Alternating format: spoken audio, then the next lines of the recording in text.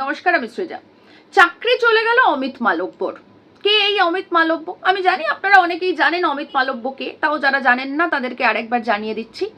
অমিত মালব্য হচ্ছেন বিজেপির আইটি সেলের প্রধান বা বিজেপির অন্যতম প্রধান হোতা। তো এই মুহূর্তে দাঁড়িয়ে আইটি সেলের হেড অমিত মালব্যকে চাকরি থেকে বরখাস্ত করেছে বিজেপি, তার জায়গায় এসেছে দীপক মাসকে। আমরা জানি না দীপক মাসকে কেমন কাজ করবেন এবং কেমন ভাবে মাসকে উনি গুরুত্ব দেবেন বা মাসকে সঙ্গে রাখবেন সেটা আমাদের জানা নেই, কিন্তু অমিত মালব্য যে এই মাসকে গুরুত্ব দিতে বা মাসকে সঙ্গে রাখতে একেবারেই ব্যর্থ, সেটা মোটামুটি ভাবে গত 12 বছর ধরে আমরা বিজেপির আইটি সেলের যে চরিত্র সেটার থেকে মোটামুটি বুঝতে পারছি। গত 11 বছর ধরে অমিত মালব্য ছিলেন এই বিজেপির আইটি সেলের হেড। তাহলে এমন হঠাৎ করে কি হলো যে তার চাকরিটা চলে গেল? কেন তাকে বরখাস্ত করে তার জায়গায় অন্য লোককে আনতে হলো বিজেপিকে? দেখুন, পুরো পরিস্থিতি যা তাতে চোখ বন্ধ করে যে কোনো সুস্থ মানুষ বলে দিতে পারে যে এই মুহূর্তে দাঁড়িয়ে ভারতবর্ষে জেন জিদের যা ভূমিকা, অন্ততপক্ষে সরকারের সঙ্গে জেন জিদের যা সম্পর্ক তৈরি হয়েছে, তাতে আইটি সেল একটা গুরুত্বপূর্ণ ভূমিকা নিতে পারতো, কিন্তু আইটি সেল সেই গুরুত্বপূর্ণ ভূমিকা নিতে সম্পূর্ণভাবে ব্যর্থ। আর সেই কারণের জন্যই মনে করা যেতে পারে 11 বছরের চাকরি খোয়াতে হয়েছে অমিত মালব্যকে। এখন ঠিক কতটা ব্যর্থ হয়েছে বিজেপি আর কেনই বা ব্যর্থ হয়েছে, আসুন সেটা নিয়ে একটুখানি কথা বলি। আসলে বিজেপির যে আইটি সেল তৈরি হয়েছিল, মানে গত 11 বছর বা 12 বছর ধরে আমরা বিজেপির যে আইটি সেলের ভূমিকা দেখে আসছি, এ রাজ্যে তো বটেই, এমনকি গোটা ভারতবর্ষ জুড়ে সেখানে এই বিজেপির আইটি সেলের ভূমিকা অত্যন্ত নোংরা, অত্যন্ত কদর্য। এটা আর নতুন করে বলার কোনো অপেক্ষা রাখে না। মানে গত 12 বছর ধরে আমরা দেখে আসছি যে কথাগুলো আমরা সাধারণত শিখে এসেছিলাম, মানে 12 বছরের আগে 2014 সালের আগে ভারতবর্ষের মানুষ অন্তত পক্ষে, কারণ আমাদের ভারতবর্ষ তো শৈল্পিক, সাংস্কৃতিক, রাজনৈতিক দিক থেকে একটা রিচ দেশ, একটা উন্নত মানের দেশ। এমনিতে দেশটা যতই তৃতীয় বিশ্বের হোক না কেন, সাংস্কৃতিক রাজনৈতিক দিক থেকে এই দেশটার ভূমিকাকে গোটা পৃথিবী অস্বীকার করতে পারবে না। তো সেই দিক থেকে দেখতে গেলে 2014 আগে পর্যন্ত এই দেশটা ছিল বা এই দেশের সাংস্কৃতিক রাজনৈতিক পরিস্থিতি ছিল একরকম, কিন্তু 2014 সালের পর থেকে সেই দেশটার সাংস্কৃতিক এবং রাজনৈতিক যে পালাবদল ঘটেছে সেটা নতুন করে বলার অপেক্ষা রাখে না। মানে যে কথাগুলো আর কি, যে শব্দগুলো, যে বিষয়গুলো আমরা ছোটবেলায় শিখেছি বা আমাদেরকে ছোটবেলায় শেখানো হতো যে এগুলো স্মল টক, এগুলো মানুষের সামনে বলতে নেই, এগুলো প্রকাশ্যে বলতে নেই, শুধু প্রকাশ্যে বলতে নেই এরকম নয়, মানে এগুলো ভাবতেও নেই, সেগুলোকেই সামনে আনা হলো 2014 পর থেকে, এবং অটোমেটিক্যালি ভারতবর্ষের সাংস্কৃতিক রাজনৈতিক যে প্রেক্ষাপট ছিল সেটা বদলাতে শুরু করলো।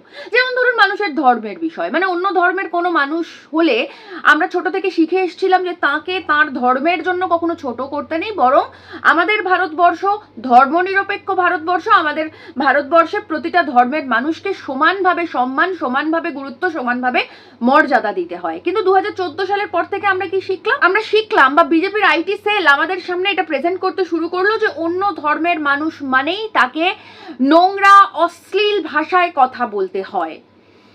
আমরা ছোটবেলা থেকে কি শিখে এসেছিলাম 2014 আগে পর্যন্ত? যে মানুষের জাতপাত তুলে কথা বলতে নেই, কারণ আমাদের ভারতবর্ষ সাংস্কৃতিক দিক থেকে, রাজনৈতিক দিক থেকে অনেক উন্নত মানের একটা দেশ। এখানে আমরা ধর্ম, জাতি এগুলোর বিষয়ে কথা না বলে বরং অনেক উন্নত মানের কথাবার্তা বলতে পারি। কিন্তু বিজেপি এসে আমাদের কি শেখালো?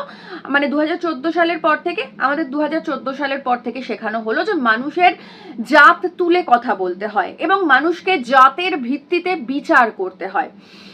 2014 সালের আগে আমরা কি শিখেছিলাম? যে মহিলাদের সম্মান দিতে হয়, ভারতবর্ষে নারীদের একটা আলাদা ভূমিকা রয়েছে, আলাদা একটা গুরুত্ব রয়েছে। কিন্তু 2014 সালের পর বিজেপির আইটি সেল আমাদের কি শেখালো?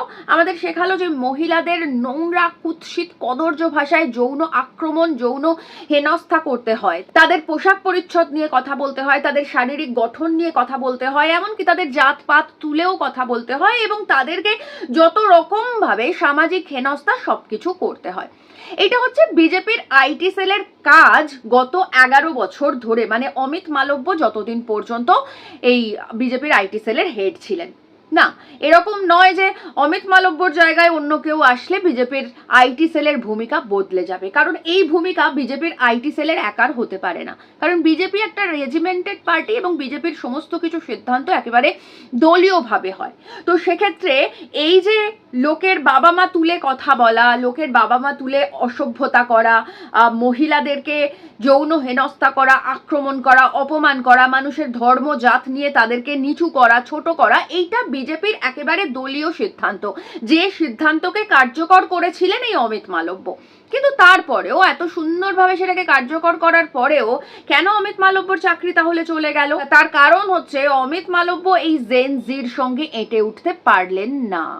আসলে এই যে ককরোচ জনতা পার্টি তৈরি হয়েছিল, আমরা জানি সুপ্রিম কোর্টের প্রধান বিচারপতি তিনি দেশের বেকার যুবক যুবতীদের ককরোচ বলেছিলেন এবং তারপরেই সেটার রেসিপ্রোকেট করে বা রিভার্ট ব্যাক করে দেশের জনগণ, বেকার যুবক যুবতীরা তারা তৈরি করেছিলেন ককরোচ জনতা পার্টি। এবং সেই ককরোচ জনতা পার্টি যন্তর মন্তরে শিক্ষামন্ত্রীর পদত্যাগের দাবিতে এবং আরো অন্যান্য দাবিতে সেই যে আন্দোলন শুরু করলো, সেই আন্দোলনের পাল্টা কোনো প্রোপাগান্ডা তৈরি করতে পারলো না অমিত মালব্য। আর সেই কারণের জন্যই চাকরিটা খোয়াতে হলো লোকটাকে। আর এই মুহূর্তে দাঁড়িয়ে আবারও তৈরি হয়ে গেছে, আমরা জানি, দিমাগি নকশাল পার্টি, যে পার্টির দুদিনে প্রায় 5 লাখ ফলোয়ার্স তৈরি হয়ে গেছে। আসলে এই বিজেপি এমন একটা রাজনৈতিক দল যারা মনে করে যে শুধুমাত্র সত্তায় তাদেরকে টিকে থাকতে হবে, শুধুমাত্র সংসদীয় গণতন্ত্রে টিকে থাকতে হবে, সেটা যেভাবে সম্ভব, সেটা এসআইআর করে বৈধ ভোটারের নাম বাদ দিয়ে হোক, সেটা ব্রাজিল থেকে মডেল এনে হোক, সেটা ইলেকটোরাল বন্ডে কোটি কোটি টাকা ইনকাম করে হোক, সেটা যেভাবে হোক, অন্য দলকে ভেঙে দিয়ে অন্য দলের সদস্যদের ভয় দেখিয়ে তাদেরকে নিজেদের দলে এনে, সেটা যেভাবে সম্ভব হোক না কেন তাদেরকে শুধু সংসদীয় গণতন্ত্রে টিকে থাকতে হবে। কিন্তু সমস্যা হচ্ছে ওই যে বললাম, ভারতবর্ষ এমনিতে গোটা পৃথিবীতে তৃতীয় বিশ্বের দেশ হলেও সাংস্কৃতিক এবং রাজনৈতিক দিক থেকে অনেক ধনী দেশ। তো ভারতবর্ষের মানুষের যে সাংস্কৃতিক এবং রাজনৈতিক মতাদর্শ, সেই সমস্ত কিছুকে শুধুমাত্র ক্ষমতার বেসিসে এরকম ভাবে ধূলিসাৎ করে দেওয়া যায় না। এটা বিজেপির অনেক আগে বোঝা উচিত ছিল, তো বিজেপি সেটা বুঝতে ব্যর্থ হয়েছে। আসলে ভারতবর্ষের জনগণের পালস বিজেপি বুঝতে পারেনি এবং এখনো পর্যন্ত ওরা কিন্তু সেই পালসটা বুঝতে পারছে না। আর সেই কারণের জন্য একের পর এক ভুল প্রোপাগান্ডা তৈরি করে যাচ্ছে। আর সেই কারণের জন্যই ককরোচ জনতা পার্টির পর আবার দিমাগি নকশাল পার্টি তৈরি হয়ে গেছে। আসলে বিজেপি মনে করে যে ওদের কোনো বিরোধী থাকবে না, ওদের কেউ বিরোধিতা করতে পারবে না। যারা বিরোধিতা করবে হয় তাদেরকে শেষ করে দেওয়া হবে, আর নয় তাদেরকে কিনে নেওয়া হবে। এই দুটো প্রসেসে ওরা চলে মোটামুটি ভাবে। ফ্যাসিস্টরা এভাবেই চলে, এটাই স্বাভাবিক একটা চিন্তা ভাবনা ফ্যাসিস্টদের জন্য। কিন্তু সমস্যা হচ্ছে যে জনগণ বা নাগরিক যাদের পালস বুঝে চলা সরকারের দায়িত্ব, সরকারের কর্তব্য, সেই পালসটা এই ভারতীয় জনতা পার্টি তাদের ক্ষমতার বলে বুঝতেই চাইছে না। আর সেই কারণের জন্য আজকে অমিত মালব্যর চাকরি চলে গেছে, দুদিন পর নরেন্দ্র মোদী অমিত শাহেরও চাকরি চলে যাবে।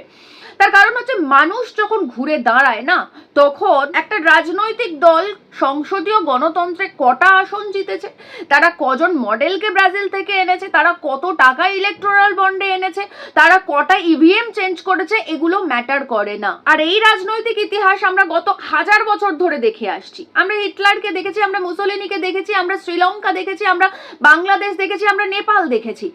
তো তারপর ভারতে এখন চলছে। তো এই যে জেনজিরা যখন রাস্তায় নেমেছে, তারা যখন প্রতিবাদে নেমেছে, আন্দোলনে নেমেছে, এবং এই জেনজিদের সমর্থনে যখন সাধারণ মানুষ রাস্তায় নেমেছেন, সাধারণ মানুষ ঘুরে দাঁড়াচ্ছেন, সাধারণ মানুষ প্রতিবাদে নামছেন, আন্দোলনে নামছেন, এখনো পর্যন্ত দাঁড়িয়ে বিজেপি ভাবছে যে বোধহয় শুধুমাত্র আইটি সেলের হেডকে চেঞ্জ করে দিলেই বোধহয় সব সমস্যার সমাধান হয়ে যাবে। কিন্তু না, আসলে সেটা হবে না। ওরা ভাবছে যে কর্তা চেঞ্জ করলে সমস্যা হবে, কিন্তু সমস্যাটা ওদের কর্মে রয়েছে। ওরা ভাবছে অমিত মালব্যকে চেঞ্জ করলে সমস্যা হবে, কিন্তু আসলে ওদের আইটি সেলের অ্যাক্টিভিটিতে সমস্যা রয়েছে, যে অ্যাক্টিভিটি বিজেপির কেন্দ্রীয় কমিটি আলোচনা করে বৈঠক করে সিদ্ধান্ত নিয়েছে। আমাদের ভারতীয় সংস্কৃতি এটা নয়। আমাদের 80 বছরের ভারতীয় সংস্কৃতি কখনো আমাদেরকে হিন্দু রাষ্ট্র তৈরির কথা বলে না। আমাদের 80 বছরের ভারতীয় সংস্কৃতি কখনো মানুষকে ধর্ম জাতের ভিত্তিতে তাদেরকে অপমান করা, ছোট করা, এমনকি তাদের প্রাণহানি করা, এগুলো শেখায় না। আমাদের ভারতীয় ভারতীয় সংস্কৃতি কখনো মহিলাদের যৌন হেনস্থা করা শেখায় না। আমাদের ভারতীয় সংস্কৃতি কখনো কোনো মানুষকে তার বাবা মা তুলে অপমান করা শেখায় না। কিন্তু সমস্যা হচ্ছে আমাদের ভারতীয় সংস্কৃতি আমাদেরকে যেগুলোই শেখায় না বা যেগুলোই ছোট থেকে শেখানো হয় যে এটা ভারতীয় সংস্কৃতির পরিপন্থী, এটা ভারতীয় সংস্কৃতিতে করা যায় না, বিজেপি তার আইটি সেল দিয়ে ঠিক সেইগুলোই করায়। অন্যান্য রাজ্যে তো করাই, এ রাজ্যেও অবশ্যই করায়, কারণ এ রাজ্যে ওদের কোনো কর্মী নেই, সমর্থক নেই, কিছুই নেই। কয়েকটা ফেক প্রোফাইল খুলে প্রোপাগান্ডা তৈরি করে ইতিহাস মিথ্যে করে দিয়ে ওরা ভাবে ক্ষমতায় টিকে থাকতে পারবে। কিন্তু ওই যে বললাম, মানুষ যখন ঘুরে দাঁড়ায়, মানুষ যখন রুখে দাঁড়ায়, তখন তুমি যতই ক্ষমতাসীন হও না কেন তোমার ক্ষমতা চূর্ণ হতে বাধ্য। আমরা ভারতীয়রা 200 বছরের ব্রিটিশ শাসন শেষ করেছি, আর সামান্য এই 12 বছরের ব্রিটিশ দালালদের শেষ করতে পারবো না? একদিকে তো দলীয় কর্মী সমর্থক এ রাজ্যে অন্তত পক্ষে বিজেপির নেই, অন্যান্য রাজ্যে কি আছে না আছে আমি জানি না, কিন্তু তার সঙ্গে এখন আইটিও ফেল করছে।